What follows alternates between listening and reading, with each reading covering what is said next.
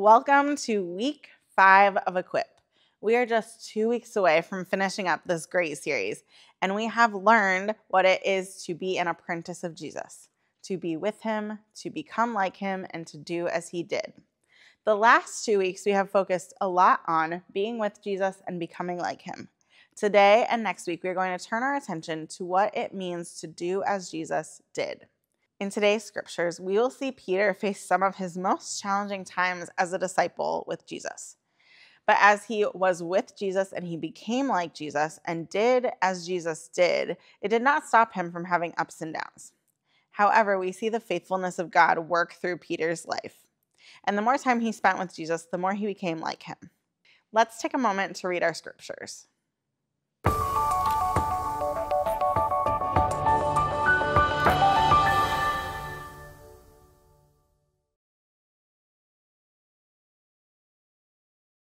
So we see in these passages that following and committing to the way of Jesus is not easy. We see Peter struggling and even rejecting Jesus. But then in the next passage, we see Jesus coming back to him and sending him on to do the way of Jesus, to practice the way of Jesus. To better illustrate this, we're going to highlight another one of our ministry partners.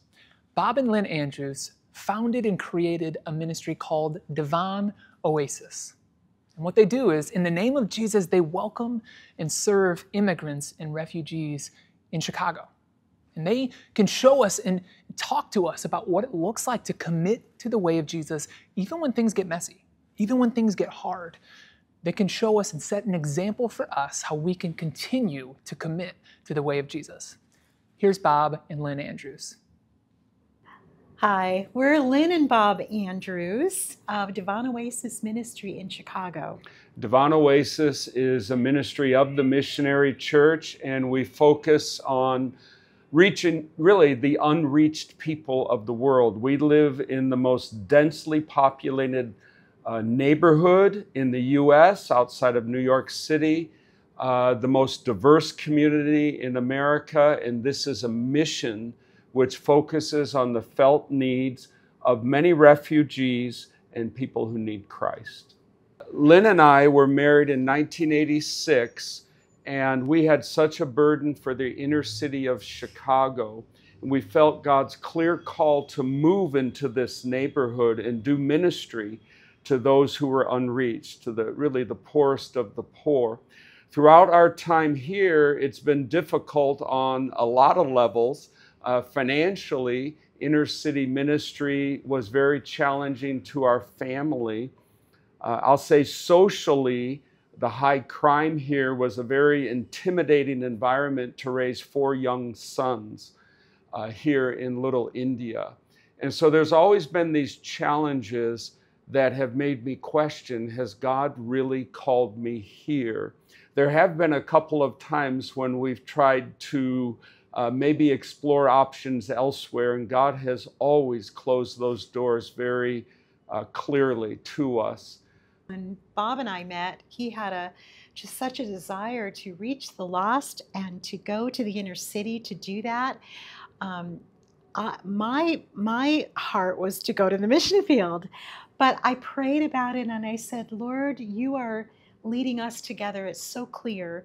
And so I'm going to trust you with this. And I'm going to go to Chicago with my husband, even though that's not where I'm feeling drawn to. And the mission field that I felt drawn to was India. And where did we end up? Little India. And so he fulfilled the desires of both of our hearts. But as Bob said, it hasn't always been easy. It's been very difficult. And I think the secret to remaining in the center of God's will is to be pliable, to have a heart that longs for God, longs for his will, longs to follow him more than anything, because you're going to lose heart sometimes. You're going to get tired and weary at some points. You're going to look for that back door at some points. But if you are pliable in the hand of the Lord, he will always direct you back. He will always get you back on track. And he will always fulfill his will in you in a way that also fulfills you. It's an amazing journey. It's an amazing process. And it has been, and I would never change anything about Yeah. our life in Chicago. Yeah. What has caused me to stop looking for the back door, if I can use it, if I can say it that way, is just the raw need of the people. There have been so many times when, as I mentioned, I would feel uncomfortable or questioning, did God really call me to this? And then God will bring someone to my life who is suffering tremendously. People who lose their lives right here in our community, right outside our door where we're at now. It just breaks my heart to see the pain that's in people's lives. And as a Christian, as a minister, that has always brought me back to the cross. It's always brought me back to this idea of leaving my comfort, leaving my houses and lands that I dream of, and serving the poor here in the name of Christ. There have been times where our family was tested to the limit, and we were very tempted to leave. And we would have left if we didn't first have that sense that God had called us here to serve the poor. There were times when I was worried that we would lose our home. When I would wake up in the middle of the night and I would unfortunately wake up my wife and just cry out to God because I was afraid that financially we were falling through the floor. There were beautiful, wonderful opportunities to serve as a minister outside of Chicago in a much safer community, but I just could not shake this call to the inner city and the brokenness of the people. Another illustration, I remember taking my 4 little boys out to a wonderful family swim at a local park on a Friday evening. And as we're driving down, having this wonderful family time, I'm feeling like, yes, I'm finally being a good father. There we saw a man who was just shot dead lying on the street. And a couple of my boys saw it. And even though I have seen that sort of thing before, I felt incredibly guilty as a father for allowing my boys to be exposed to that. And yet that is where God had called us to serve. And so I've always had these conflicting feelings, if I could use that word, these almost opposite callings of being a good father, loving my children, but at the same time following the gospel call. And that's been a recurring theme in our time here in Chicago. Yeah, for me, I think it's been just safety as well as, comfort that will pull me away from the city, from the call. And I remember one time driving down Sheridan Road, and I had been thinking about, well, what would it look like if we moved to another area? What would it look like if we moved closer to where most of my family lives in Indiana? And as if there were an audible voice in the car, I heard the Lord say, look around you, look at the people. Will you leave these people? Will you leave these precious people that I died for, that need to hear the gospel, that need you in their lives? Will you leave these people for a nice house and a nice yard? Yeah.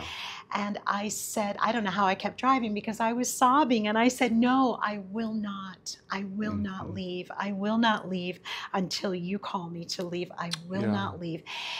And that was a breakthrough in my heart, in my mind, and I began to see people in a completely different way. My heart completely changed. And it wasn't my own doing, it was the Lord. He broke my heart and He opened my eyes. And He kept me in the place where He could use me. And it's all the Lord. It was nothing of me. It was all the Lord. Yeah. Lynn has a phrase that she likes to tell me, and I love it.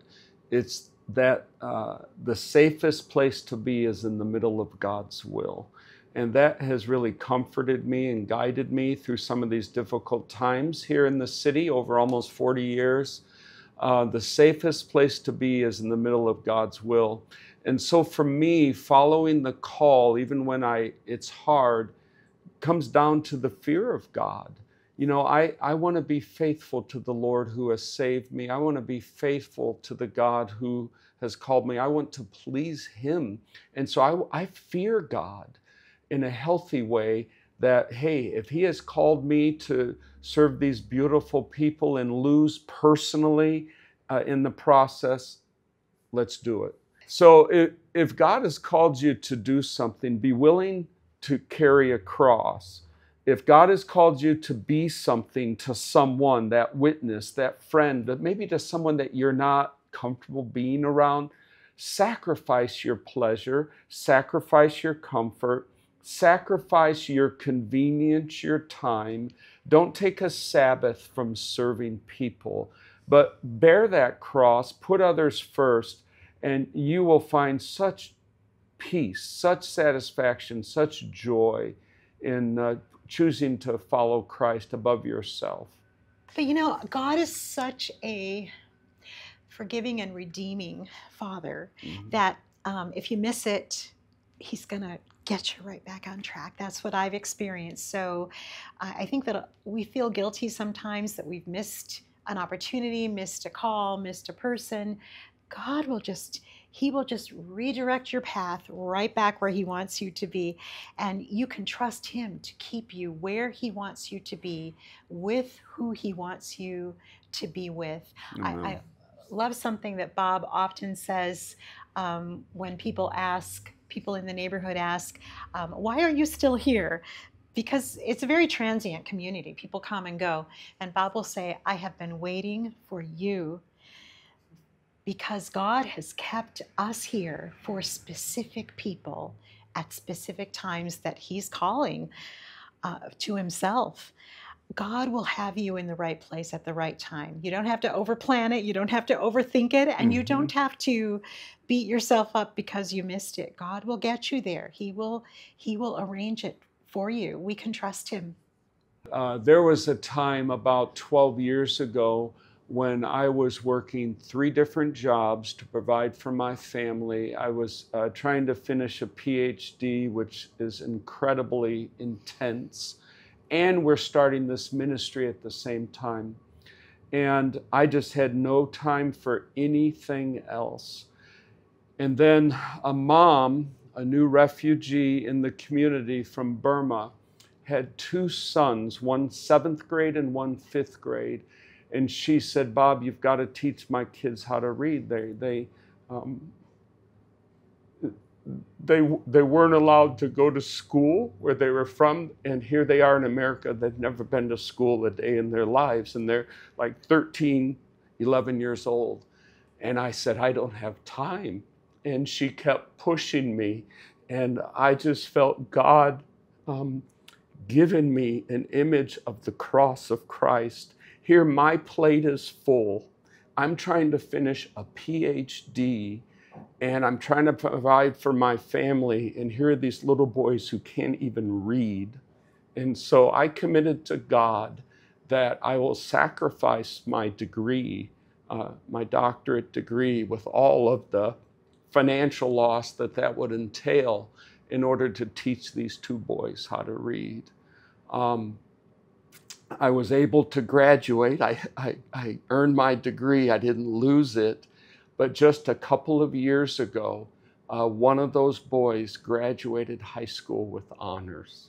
And that, I can't tell you the joy of sacrificing, doing what was impossible, but carrying the cross and be willing to die to yourself in order to serve Christ. And then the joy of actually seeing fruit at the end. You don't always see the fruit when you sacrifice for people, but it sure is good when you do.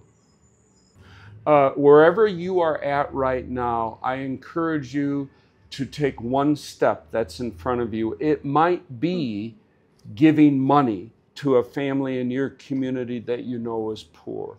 It might be giving your time. It might be that one little step.